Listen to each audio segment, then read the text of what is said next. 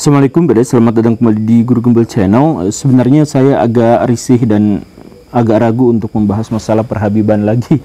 Ya, karena sudah terlalu sering dan mungkin akan sedikit mengancam keberagaman konten di channel ini.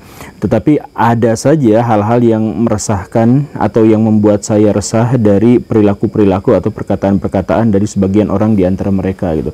Satu yang kemudian membuat saya sesak itu adalah kemarin, ada beberapa hari yang lalu itu ada yang masuk di kolom komentar saya yang terkait dengan perhabiban yang menyebutkan bahwa Habib-Habib itu derajatnya, makomnya, tingkatannya itu lebih tinggi daripada nabi-nabi selain Nabi Muhammad.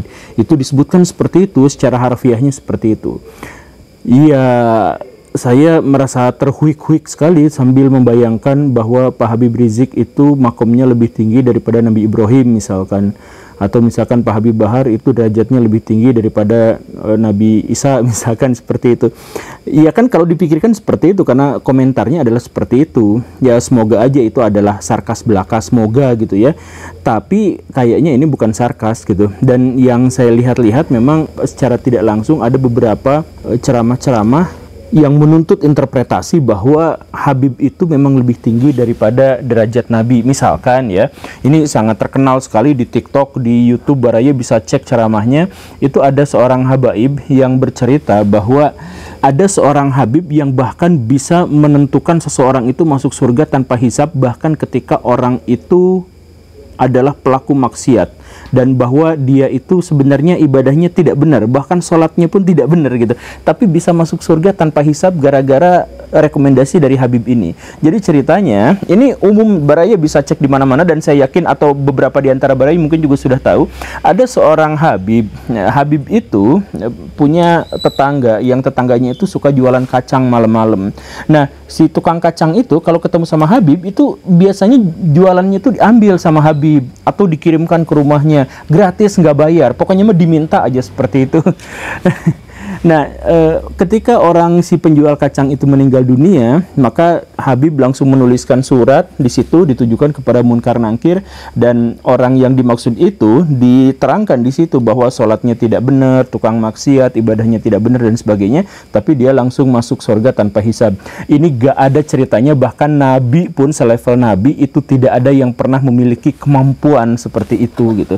Jadi ada orang-orang yang sangat dicintai oleh Nabi misalkan, dan Nabi meminta kepada Allah Subhanahu wa Ta'ala untuk memasukkannya ke dalam surga, tetapi tidak dikabulkan. Itu ada cerita seperti itu. Lah, ini seorang Habib bisa melakukan itu kepada orang lain. Berarti kan ini secara tersirat atau mungkin bisa memaksa kita untuk menginterpretasikan bahwa Habib ini memiliki kemampuan yang lebih dari Nabi gitu. Karena beliau benar-benar memegang kunci surga, dan beliau benar-benar menentukan mana orang yang berhak untuk masuk surga dan mana yang berhak untuk masuk neraka. Dan kisah-kisah semacam ini bukan hanya dijelaskan di 1-2 orang gitu, 1-2 majelis di kalangan mereka, dan di channel YouTube, di TikTok, semuanya sudah banyak cerita-cerita seperti ini bertebaran. Misalkan ada seorang yang sangat melayani habaib, ketika meninggal, ketika mau ditanya oleh malaikat Munkar dan Nakir, datang kemudian Habib ke dalam makam itu, kemudian malaikatnya ngacir kabur gitu, dan ini langsung masuk surga gitu. Cerita-cerita yang semacam itu tuh banyak gitu. Saya heran, kan mereka itu mengatasnamakan Islam, menggunakan simbol-simbol Islam, tetapi dasar yang mereka katakan itu sama sekali tidak ada di dalam Islam gitu, bahkan menyelisihi pandangan-pandangan atau ide-ide dalam Islam gitu. Dan kalau misalkan kita telaah lagi, itu yang semacam itu tuh banyak. Maksudnya kalau 1 atau 2 orang yang mengatakan seperti itu, ya mungkin itu adalah pendapat dia secara pribadi atau istihad dia secara pribadi atau dongeng yang dia dengar secara pribadi gitu, mungkin. Tapi kalau misalkan hampir semua orang mengatakan yang seperti itu dengan tema-tema yang sama untuk mengglorifikasi garis nasabnya, itu benar-benar luar biasa. Coba misalkan Baraya, saya minta Baraya langsung cross check pada video-videonya langsung, yang pendek maupun yang panjang, kalau bisa yang panjangnya, dan silakan cross check langsung datang ke majelis-majelisnya. Ini misalkan ada pernyataan-pernyataan, 1 orang Habib bodoh itu bahkan lebih mulia daripada 70 ulama. Nah, ini juga sempat viral kemarin gitu ya, ada beberapa Habib yang mengatakan seperti itu. Jadi Habib paling bodoh itu lebih mulia daripada 70 ulama yang sangat-sangat alim. Ada kemudian penjelasan yang lebih lanjut lagi bahwa seorang Habib ini ada secara literal disebutkan seperti itu sama kelompok mereka itu.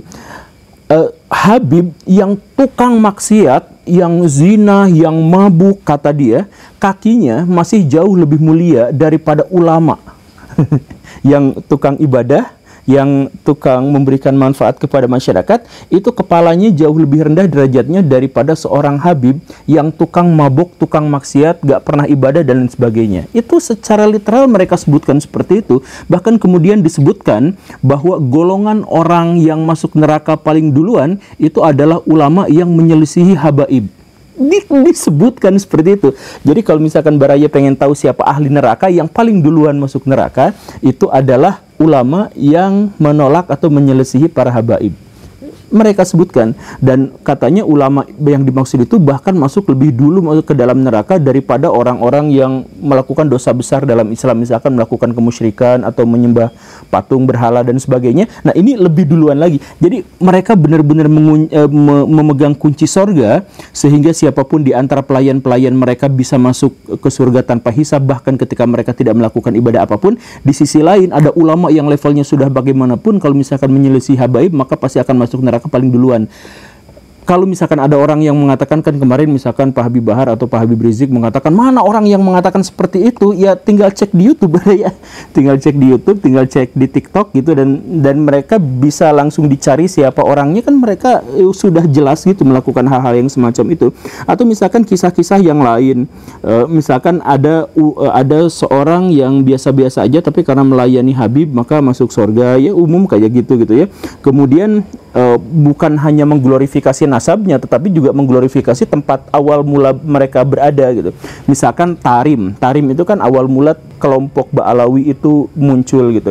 Sebuah kota di Yaman itu adalah kota yang disebut sebagai kota para wali, dan kemudian dari sanalah para penyebar agama Islam di Indonesia itu muncul, bermula. Jadi mereka mencoba untuk menyelisihi sejarah umum yang kita ketahui bahwa penyebar ajaran agama Islam di Indonesia itu adalah orang-orang dari Tarim. Bahkan mereka menyebut bahwa Tarim itu bahwa Indonesia itu dan Jawa secara spesifik itu adalah milik dari ulama-ulama atau aulia-aulia dari Tarim. Jadi bukan hanya soal nasab, tapi juga soal daerah tempat tinggal mereka gitu. Indonesia seperti itu. Kemudian ada juga narasi yang menjelaskan bahwa Tarim bahkan lebih mulia daripada Mekah. Tidak dijelaskan secara eksplisit, cuman maksudnya di situ diceritakan ada seorang ulama dari kelompok mereka, ya semua mereka akan menceritakan dari kelompok habaib mereka saja gitu, nggak dari yang lain. Jadi mereka menceritakan ada seorang yang sangat suci yang berasal dari kota itu, yang tidak pernah keluar dari Tarim sama sekali, bahkan tidak keluar untuk ibadah haji dan ibadah umroh. Karena baginya kota ini lebih suci, dan karena bagi mereka kota ini ada wewangian Nabi, katanya seperti itu. Dan orang ini walaupun tidak pernah datang ke Mekah dan Madinah, jadi tidak pernah berhaji, tapi dia datang ke upacara ulang tahun meninggal, apa namanya, haul gitu dari seorang Habib. Jadi kalau misalkan seorang Habib meninggal, kemudian dia datangi, tetapi kalau misalkan ke Mekah dan Madinah dia tidak datangi gitu. Dan kemudian si penceramah yang dimaksud itu mengajak pada jamaahnya, mari kita sama-sama ziarah ke kota Tarim gitu. Jadi kok bisa sampai primordialismenya tuh bisa sampai se ekstrim ini gitu, tetapi dianggap sebagai sesuatu yang lumrah gitu. Jadi misalkan MUI yang sangat rajin untuk menuduh ini sesat, ini tangkap, ini penistaan agama dan sebagainya, tetapi pada hal-hal yang semacam ini kan jelas secara eksplisit ya menyelisihi tradisi Islam yang lain gitu, yang biasa kita ketahui gitu, bahwa misalkan kan dalam tradisi Islam yang kita ketahui itu adalah Nabi derajatnya paling tinggi di atas semuanya dan sebagainya, dan mereka memiliki kemampuan-kemampuan yang sama seperti manusia biasa-biasa aja, kecuali ada beberapa bagian yang ganjil gitu, dan beberapa yang ganjil itu juga cuma sangat-sangat sedikit dan tidak ditonjolkan gitu. Ini mah semua kisah tentang habaib itu Baraya bisa cek ke sana ke sini, Baraya kan menemukan sesuatu yang sangat aneh gitu. Ada misalkan Habib yang diceritakan bisa menghidupkan orang yang mati. Kemudian ada kisah yang sangat lucu, ada seorang Habib datang ke sebuah kota, kemudian di kota itu dijaga oleh seorang, kota ini dihuni oleh para orang-orang suci, para habaib, dan setiap orang dari mereka itu memiliki karomah. Jadi kalau kamu mau masuk ke sini silakan tunjukkan karomahnya. Maka si Habib yang dimaksud itu langsung menunjukkan karomahnya dengan menurunkan air hujan susu yang sangat deras. Hujan susu yang sangat deras. Di situ. Ya, jadi yang dijual itu karomahnya dan hanya dari golongannya sendiri. Makanya silakan cek Baraya, langsung datang ke majelisnya, langsung datang apa. Mereka akan menceritakan, ya bisa dibilang dongeng-dongeng semacam ini, tetapi dongengnya itu untuk kelompok mereka sendiri saja, untuk mengglorifikasi nasab mereka dan mengglorifikasi tempat tinggal mereka, dan kebiasaan-kebiasaan mereka gitu, dan perkataan-perkataan mereka gitu. Dan ini masih dihiasi dengan ancaman-ancaman bahwa siapapun yang meragukan kisah mereka, yang meragukan nasab mereka dan sebagainya, itu neraka, dosa besar, tidak akan dapat syafaat dan sebagainya gitu.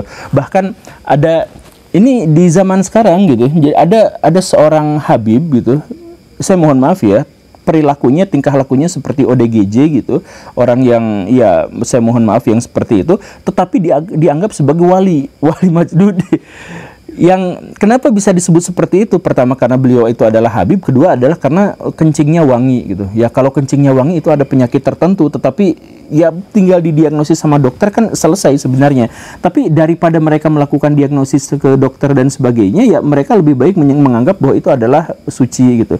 Jadi makannya kan ya langsung ditafsirkan bahwa ini maknanya adalah seperti ini, maknanya adalah seperti itu gitu. Orang yang, saya mohon maaf ya, ODGJ gitu, dengan tampilan juga yang seperti itu, yang tidak menjalankan ibadah dan tidak apa ya, tetap aja diciumin kakinya, diciumin tangannya, diciumin bekas pantatnya dan sebagainya.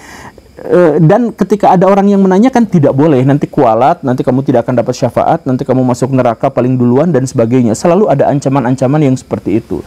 Ya bingung juga kalau misalkan mau ngobrol sama mereka, karena jamaah-jamaahnya juga pasti yang takut sama neraka pasti akan tutup mata, tutup kuping mendengar penjelasan-penjelasan dari kita gitu. Makanya ya aduh agak susah juga. Ditambah lagi misalkan selain juga karomah-karomah yang sangat luar biasa melebihi para nabi, kemudian keajaiban yang sangat luar biasa dan sebagainya, dan kemudian perintah dan ancaman mereka, ada juga sesuatu yang pada akhirnya unik, yaitu bahwa mereka jualan. Baraya datang ke majelis-majelisnya, silahkan Baraya datang langsung ke majelis-majelisnya. Kalau misalkan mau mengkonfirmasi, itu jualan. Ini siwak bekas saya harganya berapa? 1 juta, silakan beli rebutan gitu. Ini sorban saya jual siapa? Oh mahal sekali ya, padahal cuman ini. Sampai ada Habib juga yang mengatakan bahwa siwak saya itu jauh lebih mahal derajatnya daripada kursi presiden, kursi gubernur dan sebagainya, karena ini berasal dari singgasana Nabi gitu. Nabi pemimpin pada waktu itu, tetapi tidak menggunakan singgasana. Nabi itu duduk beralas selantai sama seperti sahabat yang lain gitu. Tapi dikatakan bahwa Nabi itu punya singgasana, dan singgasananya itu adalah siwaknya, yang karena itu maka lebih mahal daripada singgasana Pak Jokowi gitu atau singgasana Pak Gubernur siapa gitu. Ya pada akhirnya dijualin gitu. Jadi ada ini air doa, didoain sama Habib ini, jadi harganya sekian. Ini ya kain apa, didoain harganya sekian dan sebagainya. Kemudian juga mereka akhirnya bisnis ziarah kubur gitu. Jadi mereka bikin makam orang yang tidak dikenal, diganti papannya jadi makam Habib apa gitu. Kemudian mereka bikin travel sendiri untuk berziarah ke sana keliling gitu. Ya pada akhirnya ujung-ujungnya ke sana juga gitu. Dan tapi walaupun seperti itu, mereka mengatakan ini adalah berkahnya, karena kedekatan ia bukan berkah kalau seperti itu. Baraya itu jual agama. Saya tidak tahu kenapa dengan penyimpangan yang sebesar ini ya masih dibiarkan sama ulama-ulama yang memiliki otoritas gitu atas hal ini gitu. Ya saya nggak tahu sih, cuman mereka masih aja menghakimi saya liberal, menghakimi saya itu tersesat, menghakimi saya Wahabi dalam hal ini. Wahabi menuduh saya yang aneh-aneh gitu, saya dituduh Wahabi sama mereka dan sebagainya. Ya dan mereka tuh berani untuk mengubah teks gitu. Mereka tuh berani untuk merekayasa teks gitu. Jadi kan di dalam Islam itu teks yang paling suci itu Quran dan Sunnah. Nah mereka tuh berani merekayasa itu gitu. Misalkan mereka berani mengeluarkan sebuah hadis, tapi riwayat mereka diriwayatkan oleh mereka sendiri gitu. Bahwa siapapun yang menolak kehabiban mereka, misalkan, maka mereka itu kemungkinannya adalah anak zina gitu, atau anak dari orang yang melakukan aktivitas seksual ketika menstruasi dan sebagainya. Ya ada nggak aslinya? Ya nggak ada teks yang semacam itu tuh, nggak ada. Tetapi mereka kemudian bikin sendiri, entah bagaimana kenapa, tapi mereka tuh gitu. Ya kalau misal saya tidak menyatakan bahwa apa yang saya katakan benar sepenuhnya, ya saya hanya mengajak Baraya langsung cross check video-video. Misalkan yang tadi itu saya bilang bahwa karomah Habib menghidupkan orang mati, Baraya silakan cek di Google, cek di YouTube, cek di TikTok, itu Baraya akan menemukannya. Ada orang yang jualan siwak dan sebagainya, silahkan cek langsung seperti itu gitu. Jadi jangan dulu bilang saya benar atau salah, itu silahkan skeptis, kemudian langsung verifikasi, cari sumbernya, lihat, kemudian Baraya nilai sendiri. Itulah yang akhirnya membuat saya benar-benar resah dan ya selalu tergoda untuk membahas masalah-masalah Habib. Terima kasih karena sudah menyimak. Saya Guru Gembul. Assalamualaikum warahmatullahi wabarakatuh. Assalamualaikum Baraya, ini Guru Gembul. Menurut Baraya, siapakah tokoh Islam paling berpengaruh dalam sejarah peradaban Islam saat ini? Siapa yang paling berpengaruhnya? Saya tidak akan kasih kunci jawabannya sekarang karena saya minta Baraya untuk membeli bukunya dulu karena di sini sudah ada. Tapi saya kasih spoiler sedikit bahwa di posisi ke-37 itu saya tempatkan Muhammad bin Abdul Wahab, pendiri dalam tanda kutip Wahabi itu. Ini bukan soal baik atau buruk menurut pandangan saya, ini adalah soal pengaruh. Saya pikir beliau adalah salah satu tokoh paling berpengaruh dalam sejarah peradaban Islam. Maka dari itu, kalau misalkan Baraya pengen tahu lebih jauh lagi tentang perspektif saya terhadap beliau, silahkan beli bukunya. Ada di deskripsi juga ada.